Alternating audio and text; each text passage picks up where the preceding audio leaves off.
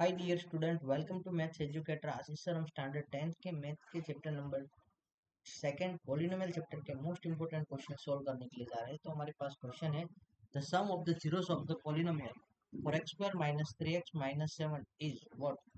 मार्च 2024 के एग्जाम में क्वेश्चन पूछा गया था। इसका सॉल्यूशन स्टार्ट करें उससे पहले यदि अभी तक आप लोगों ने हमारे चैनल को सब्सक्राइब नहीं किया तो चैनल को सब्सक्राइब कर लीजिए, वीडियो को लाइक कीजिए और मैक्सिमम फ्रेंड के साथ शेयर करना भूलना नहीं। तो sum of zeros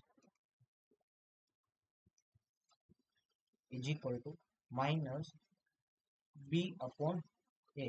minus B यानी कि कोफिशिएंट ऑफ एक्स के यहाँ पे जो हमारे पास दिए है तो उसमें क्या होता है, standard equation x square plus B x plus C. उसके अकॉर्डिंग ए की वैल्यू क्या है, A is equal to 4। X square का कोफिशिएंट क्या है, 4 है, और एक्स का कोफिशिएंट बी, तो यहाँ पे एक्स का कोफिशिएंट क्या है, -3। तो बी की वैल्यू क्या है, -3। नाउ हम लोग यहाँ पे पुट कर देते वैल्यू,